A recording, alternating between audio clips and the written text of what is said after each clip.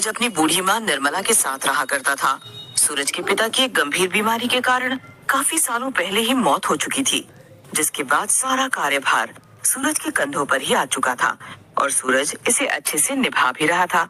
लेकिन आज निर्मला काफी खुश थी क्योंकि सूरज शादी के बंधन में बंध चुका था। निर्मला अब अपनी बहू गौरी को उसका कमरा दिखाती है। निर्मला बहुत खुश थी, पूरा परिवार बहुत खुश था। इसी के साथ अगले दिन निर्मला की बहू गौरी रसोई की पहली रस्म में अपने हाथों से हलवा बनाती है, जो घर वालों को काफी पसंद आता है। अब तो बीबी आ गई है तो माँ के हाथों का स्वाद तो तू भूल ही गया है। कल तक जो माँ के हाथों के स्वाद की तारीफ किया करता था, आज वो अपनी पत्नी के हाथों के बने हलवे की तारीफ कर रहा है। निर्मला इतना बोलकर वहाँ से उठकर अपने कमरे में चली जाती है। तभी गौरी अपने पति सूरज से कहती है, माँ जी को बुरा तो नहीं लगा ना? आपको क्या जरूरत थी हलवे की तारीफ करने की? बाद में कर देते ना। हाँ, मुझे नहीं बोलना चाहिए था, लेकिन मैं क्या करता, हलवा खाकर मुझसे रहा ही नहीं गया। तभी निर्मला अपने कमरे से आती है और अपनी बहू को अपने पास बुलाती है। माँ, आप बुरा मान गई क्या?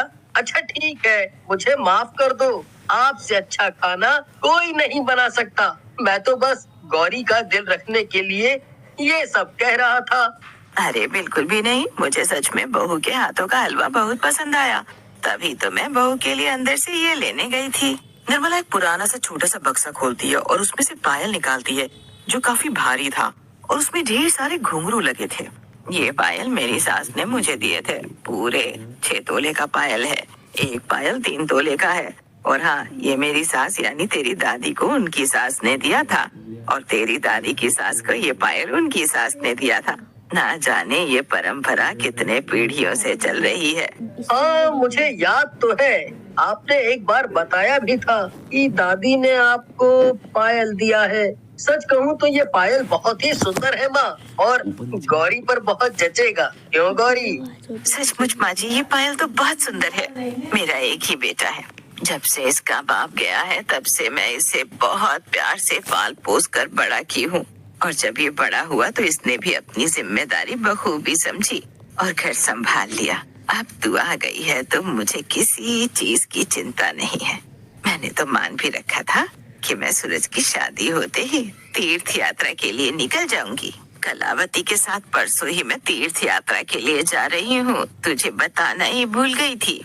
अभी तेरी नई नई शादी हुई है, तुम दोनों ज्यादातर समय एक दूसरे के साथ बिताओ। मैं कलावती और गांव की 1-2 औरतों के साथ जा रही हूँ। कोई दिक्कत नहीं होगी, तू चिंता मत कर बेटा। अगले ही दिन निर्मला कलावती के साथ तीर्थ यात्रा के लिए निकल पड़ती है। उधर सूरज और गौरी अपनी नई शादीशुदा जिंदगी जी रहे होते हैं। सच कहूँ तो तुम्हारे आने से घर में रौनक आ गई है। अच्छा, ऐसा है क्या? फिर इस रौनक को थोड़ा और बढ़ाया जाए। क्यों ना आज मैं माँ जी का दिया हुआ पायल पहनूं और उसकी छन-छन की आवाज से आपको और भी दीवाना कर दूं। जिस वक्त सूरज और गौरी आंगन में बैठे बातें कर रहे होते हैं, उस वक्त रात के 12 बज रहे थे। सच कहूँ तो ये पायल उस जमाने में कितना महंगा रहा होगा। देखो जरा, सचमुच कितना भारी है। और अब के वक्त भी ये काफी महंगा है। 6 तोला तो बहुत ज्यादा होता है। सूरज के कहने पर गौरी वो पायल पहन लेती है और आंगन में घूमने लगती है। पायल की छन-छन की आवाज बहुत ही प्यारी लग रही थी, लेकिन इस बात को सूरज के घर के बाहर कान लगाए 2 चोर सुन रहे होते हैं। दरअसल दीवानपुर गांव में पिछले 15 दिनों से खूब चोरियां हो रही थी, जिससे गांव वाले बेहद परेशान थे। गौरी और सूरज दोनों ही अब अपने कमरे में सोने चले जाते हैं। गौरी वो पायल अपने पैरों में ही पहन कर रखती है। अब करीब 2 घंटे बाद रात के 2 बजे जब पूरा गांव शांत हो जाता है, तो वो दोनों चोर सूरज के घर में घुसते हैं और सूरज और गौरी के मुंह पर तकिया रखकर उन्हें मौत के घाट उतार देते हैं। दोनों की दम घुटने की वजह से मौत हो जाती है और वो चोर वो भारी भरकम पायल लेकर वहाँ से रफू चक्कर हो जाते हैं। अगली सुबह, अरे बेचारी निर्मला तो तीर्थ यात्रा के लिए गई हुई है। यहाँ उसके घर में चोरों ने चोरी तो की, लेकिन उसका सब कुछ लूट लिया। बहू बेटे को मौत के घाट उतार दिया उन दुष्टों ने। सारा गांव सन्न रह जाता है और जब अगले दिन निर्मला बहू बेटे को खोने के बाद पागल सी हो जाती है। लेकिन कोई कर भी क्या सकता था? जो ऊपर वाले को मंजूर था वही हुआ। इस बात को कई महीने बीत जाते हैं। एक रोज गांव की कुंती हैंडपंप पर देर रात पानी भर रही होती है। तभी उसे पायल की आवाज सुनाई देती है। यहाँ आसपास दूर दूर तक तो कोई नहीं है और ये पायल की आवाज कहाँ से आ रही है? कुंती इधर उधर देखने लगती है, लेकिन उसे दूर दूर तक कोई नजर नहीं आता। तभी जब कुंती पानी लेकर घर जाने लगती है तो उसके सामने अचानक से एक चुड़ैल खड़ी होती है, जिसे देखकर कुंती वहीं बेहोश हो जाती है। कुछ देर बाद जब कुंती को होश आता है तो अपने घर के आंगन में खाट पर पड़ी मिलती है और लोगों ने उसे घेर रखा होता है। अरे कुंती, अब तो तुम्हारी उम्र हो गई है, क्या जरूरत है देर रात पानी लेने जाने की? देखो जरा कैसे बेहोश पड़ी थी तुम।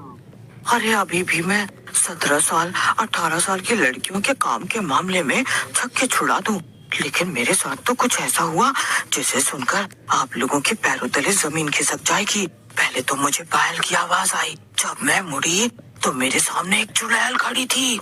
लंबे लंबे दांत, आंख एकदम लाल, हवा में लहराते बाल, जिसे देखकर मैं डर गई और वहीं बेहोश हो गई।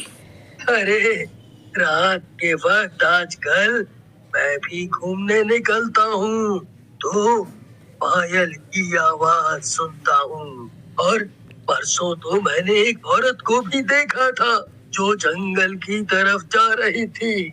मैं समझ गया था ये कोई शक्ति ही हो सकती है। हाँ। गांव वाले अब हर दूसरे तीसरे दिन उस चुड़ैल को देखने लगे। उसके पायल की आवाज से लोग डर जाया करते और कुछ देर बाद वो लोगों के सामने आ जाती, लेकिन किसी को कुछ समझ नहीं आ रहा था कि आखिर वो चुड़ैल चाहती क्या है। वो लोगों को नुकसान तो नहीं पहुंचा रही थी, लेकिन उसे देखकर लोग अपनी सुध बुध खो दे रहे थे। आप सभी की बातों पर मुझे पूरा विश्वास है। क्या आप लोगों को एक चुड़ैल नजर आ रही है, लेकिन वो आपका कोई नुकसान नहीं करती। अरे सरपंच जी, डरने की बात तो है ही।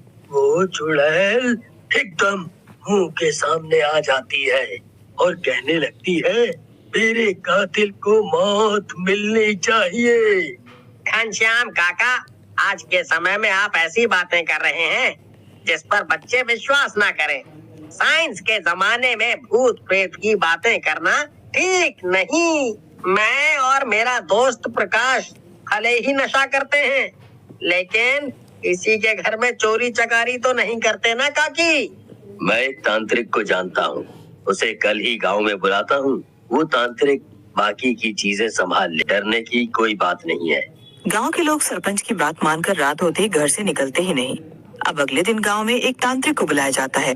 वो तांत्रिक आते ही गांव के चारों दिशा में गंगा जल छिड़कता है और आंख बंद करके मंत्र पढ़ने लगता है। पलक निरंजन कर दे सबका भंजन, मैं उस आत्मा की बात कर रहा हूँ तो रात के वक्त पायल पहनकर पूरे गांव में घूमती है और उसे जो भी दिख जाए उसे अपने कातिल के बारे में बताने की कोशिश करती है। गांव वाले तांत्रिक को देख रहे होते हैं। तांत्रिक गांव के बीचों बीच बरगद के पेड़ के नीचे बैठ जाता है और सने अंधेरे के बीच तांत्रिक को पायल के छनकने की आवाज आने लगती है। तभी तांत्रिक मंत्र पढ़ते हुए अपनी आंखें खोलता है और उसके सामने वो चुड़ैल मौजूद होती है। बाकी गांव वाले अपने घर की खिड़कियों से तांत्रिक को देख रहे होते हैं। हाँ, सूरज की अर्धांगिनी, जैसे उन दो चोरों ने मौत के घाट उतार दिया, जो इसी गांव के हैं, धीरज और प्रकाश। वही है जो गांव में पिछले कुछ समय से चोरी कर रहे हैं। उस रात मैं और मेरे पति आपस में बातें करते हुए सोने पहुंचे, तभी इन दोनों ने मुझे और मेरे पति को मार डाला और मेरी सास का दिया हुआ पुश्तैनी पायल चुरा लिया। धीरज और प्रकाश भी ये बातें सुन रहे थे। तभी वो दोनों अपने घर का दरवाजा खोलकर भागने लगते हैं और वो चुड़ैल उन दोनों को दबोच लेती है और उनका गला पकड़कर उनका गला मोड़ देती है, जिससे दोनों की वहीं पर मौत हो जाती है और गांव वालों को उस चुड़ैल की सच्चाई भी मालूम चल जाती है।